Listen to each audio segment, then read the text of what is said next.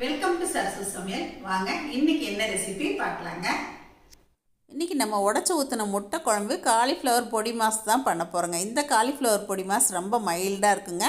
முட்டை குழம்புலாம் செய்கிற அன்றைக்கி இந்த மாதிரி பொடி மாஸ் செஞ்சால் ரொம்ப நல்லாயிருக்கும். இன்றைக்கி இதெல்லாம் தான் பண்ண போகிறோம். காலிஃப்ளவர் நமக்கு எவ்வளோ தேவையோ அதை கொஞ்சம் பெரிய பீஸாக போட்டு எடுத்துக்கணுங்க. தேவையான அளவுக்கு காலிஃப்ளவர் எடுத்துகிட்டு ஒரு அகலமான பாத்திரத்தில் தண்ணி வச்சுட்டு தண்ணி கொதிக்கும் போது காலிஃப்ளவர் போட்டுட்டேங்க. இப்போ பாருங்கள், நல்லா கொதி பிடிச்சி வருது. நம்ம சாதாரணமாக சில்லி பொரியெல்லாம் பண்ணுறதுக்கு ஒரு 2 நிமிஷம் கொதிக்க விட்டால் போதுங்க. ஆனால் இந்த பொடி மாஸ்க்கு மறுபடியும் 2 நிமிஷம் சேர்த்து வச்சு இந்த மாதிரி தண்ணியை வடிச்சிட்டு எடுத்துக்கணுங்க. நம்ம வேக வைக்கிறதுலையே ஓரளவுக்கு நல்லா வெந்து வர்ற அளவுக்கு நம்ம எடுத்துக்கணுங்க.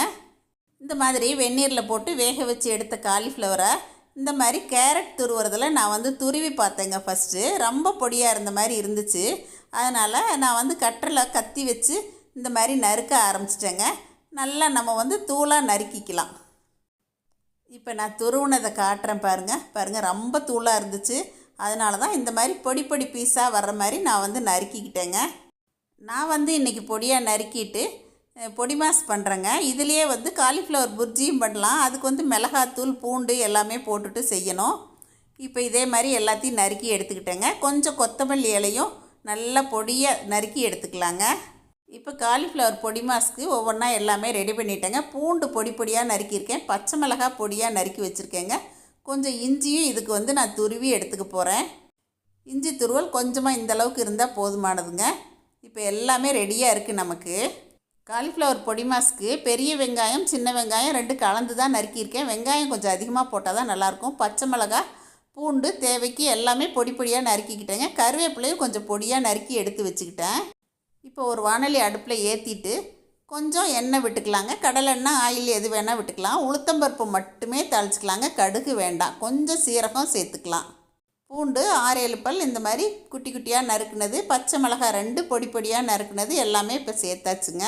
கருவேப்பிலையும் பொடியாக நறுக்கி சேர்த்தாச்சு. நறுக்கி வச்சுருக்க பெரிய வெங்காயம் சின்ன வெங்காயம் 2யுமே இதில் சேர்த்தாச்சுங்க. இதுக்கு கொஞ்சம் வெங்காயம் ஜாஸ்தியாக போட்டால் தான் நல்லாயிருக்கும். இஞ்சி துருவலும் போட்டு இந்த மாதிரி வதக்கிக்கலாங்க. கலர் மாறாமல் வதக்கணுங்க. இந்த மாதிரி கலர் மாறாமல் வதக்கிட்டு நம்ம நறுக்கி வச்சுருக்க காலிஃப்ளவர் இதில் சேர்த்துடலாங்க. இப்போ தேவைக்கு உப்பும் சேர்த்துக்கலாம். இதை நல்லா மிக்ஸ் பண்ணி விட்டுக்கலாங்க. இதில் நான் ஏன் கடுகு கூட சேர்க்கலை அப்படின்னா நல்ல பியூர் ஒயிட்டாக இருக்குங்க இந்த பொடி மாசு. அதுக்காக தான் நம்ம கடுகு கூட சேர்க்கலை. காலிஃப்ளவர் சேர்த்து ஒரு 2-3 நிமிஷம் வதக்கினா போதுங்க. லேசாக ஈரம் இருக்கும். அந்த ஈரத்தன்மை வத்துற அளவுக்கு நம்ம வதக்கினா போதும். ஃபைனலாக கொஞ்சம் தேங்காய் துருவல் சேர்த்துடலாங்க. இப்போ கொஞ்சம் கொத்தமல்லி இலையும் சேர்த்து நல்லா கலந்து விட்டுறலாங்க. ஃபைனலாக இதில் கொஞ்சம் பெருங்காயத்தூள் சேர்க்குறோம். காலிஃப்ளவர் வாயுன்னு சொல்லுவாங்க. அதுக்காக பெருங்காயத்தூளும் சேர்த்து நல்லா கலந்து விட்டு இறக்கியாச்சுன்னா நம்மளோட காலிஃப்ளவர் பொடி மாஸ் ரெடிங்க. பாருங்கள், கலர் மாறாமல் இருக்குது பாருங்களேன். இது கொஞ்சம் புளிக்குழம்பு இந்த மாதிரி முட்டை குழம்பு இதெல்லாம் பண்ணுற அன்றைக்கி இந்த மாதிரி மைல்டாக பொடி மாஸ் பண்ணால் ரொம்ப நல்லாயிருக்குங்க. இப்போ பக்கத்து அடுப்பில் தக்காளி ரசமும் ரெடி ஆயிடுச்சுங்க. இப்போது தக்காளி ரசமும் காலிஃப்ளவர் பொடி மாஸும் ரெடி. அடுத்ததான் முட்டை குழம்புக்கு ரெடி பண்ணிடலாங்க. ஃபஸ்ட்டு முட்டை குழம்புக்கு வெங்காயம் வதக்கணுங்க. அதுக்கு கொஞ்சமாக எண்ணெய் விட்டுட்டு நான் இந்த மாதிரி சின்ன கப்பில் 1 கப் அளவுக்கு சின்ன வெங்காயம் உரிச்சிட்டு இப்போ எண்ணெயில் சேர்த்து நல்லா வதக்கிக்கிட்டேங்க. முட்டை குழம்புக்கெல்லாம் இந்த மாதிரி வெங்காயம் நல்லா கலர் மாறி வந்துடணுங்க. இப்போ வெங்காயம் நல்லா வதங்கினதுக்கப்புறம் தேங்காய் துருவல் தேவையான அளவுக்கு சேர்த்து அதையும் ஒரு பிரட்டிட்டேங்க. இப்போல்லாம் நான் அடுப்பை சிம்லேயே தான் வச்சுட்டு பண்ணேன். இப்போ எங்களோட சரசூஸ் ஃபுட் ப்ராடக்ட்ஸ் கறிக்குழம்பு தூள் தான் காரத்துக்கு தேவையான அளவு சேர்க்குறேங்க. குழம்பு தாளிக்கும் போதும் நம்ம கொஞ்சம் சேர்ப்போம். அதனால் இப்போ தேவைக்கு சேர்த்துட்டு இப்போ அடுப்பை ஆஃப் பண்ணிவிட்டு ஆற விட்டுறலாங்க. இந்த கலவை நல்லா ஆறினதுக்கப்புறமா மிக்ஸி ஜாரில் சேர்த்துட்டேங்க. கொஞ்சம் தண்ணி விட்டு இந்த மாதிரி அரைச்சிட்டு வந்தாச்சுங்க. இப்போ குழம்பு கலவை ரெடியாக இருக்குங்க. இப்போ நம்ம குழம்பு தாளிச்சிடலாம். இன்றைக்கி நான் 5 முட்டை போட்டு தான் உடச்சி ஊற்றின முட்டை குழம்பு பண்ண போகிறேங்க.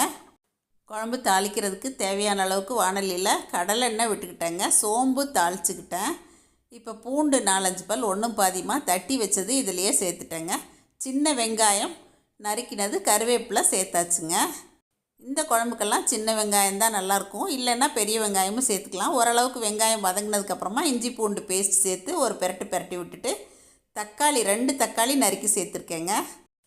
கொஞ்சம் கொத்தமல்லி இலையும் சேர்த்து நல்லா வதக்கிக்கிட்டேங்க. இந்த தக்காளி வதங்கிட்டு இருக்கும்போதே தனி மிளகாத்தூள் கொஞ்சம் சேர்த்துக்கலாம், கரம் மசாலா சிறிதளவு, அப்புறம் கறிக்குழம்பு தூள் மறுபடியும் கொஞ்சம் சேர்த்துக்கிட்டேங்க. முதல்ல நம்ம அரைச்சிருக்கோம், இருந்தாலும் எண்ணெயில் சேர்த்து செய்யும்போது நல்ல கலர் கிடைக்கும் குழம்புக்கு. தூளெல்லாம் போட்டு ஜஸ்ட் 1 நிமிஷம் வதங்கினா போதுங்க. தக்காளி பாருங்கள் நல்லா மசிஞ்சு வந்துருச்சு. இப்போ நம்ம குழம்பு கலவையை இதில் சேர்த்துடலாம். குழம்பு கரைச்ச வெங்காயம் தேங்காய் கலவை சேர்த்துட்டு கொஞ்சம் கொதி பிடிச்சி வர்ற டைமில் தயிர் 1 டீஸ்பூன் அளவுக்கு சேர்த்துக்கலாங்க. நம்ம வெங்காயம் தக்காளி வதங்கிட்டு இருக்கும்போது கூட தயிர் சேர்த்துக்கலாம். இப்போ குழம்புக்கு தேவையான உப்பு சேர்த்தாச்சுங்க. இது எல்லாமே சேர்த்து ஒரு 2 நிமிஷம் அடுப்பை சிம்லேயே வச்சுட்டு அதுக்கப்புறமா நான் மிக்ஸி ஜாரை கழுவிட்டு அதிலிருந்து தண்ணி எடுத்து தான் இந்த மாதிரி வடித்து ஊற்றுறேங்க. குழம்புக்கு தேவையான அளவு நம்ம தண்ணி சேர்த்து இந்த மாதிரி நல்லா கலந்து விட்டுக்கலாங்க. குழம்பு நல்லா கொதி பிடிச்சி வரணுங்க. கொதித்து வரும்போது கெட்டியாகும், அதனால் அதுக்கு தேவையான அளவுக்கு நம்ம தண்ணி சேர்த்து இந்த மாதிரி நல்லா கொதித்து வரும்போது தான் நம்ம முட்டைகளை ஒன்றொன்னா உடச்சி ஊற்றணுங்க. இப்போ நல்லா ஒரு கொதி பிடிச்சதுக்கப்புறமா முட்டையை நான் ஒன்றொன்னா உடச்சி ஊற்றுறேங்க. கொஞ்சம் கேப் விட்டு விட்டு ஒவ்வொரு முட்டையும் நம்ம 5 முட்டையை 5 இடத்துல ஊற்றிக்கலாங்க. இப்போ நம்ம ஒரு 2 நிமிஷம் கொதித்ததுக்கப்புறமா மூடி போட்டுடலாம். மூடி போட்டு மறுபடியும் ஒரு 3-4 நிமிஷம் அடுப்பை சிம்லேயே வச்சிடலாங்க. அடுப்பை குறைச்சி வச்சுட்டு அதுக்கப்புறம் ஓப்பன் பண்ணி பார்க்கும்போதே நமக்கு ஓரளவுக்கு முட்டை வெந்தது தெரியும். பாருங்கள், இப்போ ஓரளவுக்கு வெந்துருச்சு. இருந்தாலும் இன்னும் கொஞ்சம் நேரம் அப்படியே வேக வச்சுக்கலாங்க. இந்த மாதிரி முட்டை குழம்பெல்லாம் பண்ணும்போது நம்ம அகலமான வாணலி எடுத்துக்கணுங்க. அப்போ தான் முட்டை வெந்து வர்றது நமக்கு நல்லா தெரியும். இப்போ மறுபடியும் ஒரு மூடி போட்டு கொஞ்சம் நேரம் கழித்து இப்போ ஓப்பன் பண்ணி பார்க்குறேங்க. நல்லா முட்டை வெந்து வந்திருக்கு பாருங்கள். எடுத்தால் தனித்தனி முட்டையாக நமக்கு கிடைக்கும். குழம்பும் நமக்கு இந்த அளவுக்கு திக்னஸ் கிடச்சிருக்குங்க. சாதத்தில் ஊற்றி சாப்பிட்றதுக்கு இந்த முட்டை குழம்பு ரொம்பவே நல்லாயிருக்கும். நம்ம வேக வச்சு போட்டு முட்டை குழம்பு செய்யலாம், இந்த மாதிரியும் செய்யலாங்க. இப்போ ஃபைனலாக கொஞ்சம் கொத்தமல்லி இலையும் தூவியாச்சுங்க. நமக்கு லஞ்சுக்கு போக குழம்பு மீதி இருந்துச்சுன்னா இட்லி, தோசை, பூரி, சப்பாத்தி எல்லாத்துக்குமே இது ரொம்ப அருமையாக இருக்குங்க. இந்த மாதிரி உடச்சி ஊற்றி முட்டை குழம்பு பண்ணுறப்ப நம்ம வேறு பாத்திரத்துக்கு மாற்றக்கூடாதுங்க. இதே பாத்திரத்தில் அப்படியே மூடி போட்டு வச்சு நம்ம சர்வ் பண்ணிக்கலாம். இப்போது சாதமும் வடித்து விட்டாச்சுங்க. நல்லா வடித்த சாதத்தில் இந்த சூடாக இந்த முட்டை குழம்பு போட்டு சாப்பிட்டா டேஸ்ட்டு அருமையாக இருக்குங்க. இந்த முட்டை குழம்புக்கு சைட் டிஷ்ஷாக காலிஃப்ளவர் பொடி மாஸ் ரொம்ப மேட்சாக இருந்துச்சுங்க. கண்டிப்பாக இந்த மாதிரி முட்டை குழம்பும் இந்த பொடி மாஸும் நீங்களும் ட்ரை பண்ணி பாருங்கள். இந்த வீடியோ உங்கள் எல்லாருக்கும் பிடிச்சிருக்குன்னு நினைக்கிறேங்க. எப்பயும் போல உங்களோட ஃபீட்பேக் சொல்லுங்கள். பிடிச்சிருந்தா லைக், ஷேர் பண்ணுங்கள். மறக்காமல் என்னோட சேனலை சப்ஸ்கிரைப் பண்ணிக்கங்க. தேங்க்யூ. சரசு சமையல் பாருங்கள், சமையல் நல்லா பண்ணுங்கள். சரசூஸ் ஃபுட் ப்ராடக்ட்ஸ் பொடி வகைகள் தேவைப்படுறவங்க இங்கே கொடுத்துருக்க வாட்ஸ்அப் நம்பரில் காலை 10 மணி முதல் மாலை 6 மணி வரை எங்களை காண்டாக்ட் பண்ணிக்கலாங்க. அப்புறம் உங்களுக்கு முருங்கைக்கீரை சூப் மிக்ஸ் தேவைனாலும் எங்களை காண்டாக்ட் பண்ணி வாங்கிக்கலாங்க. தேங்க்யூ.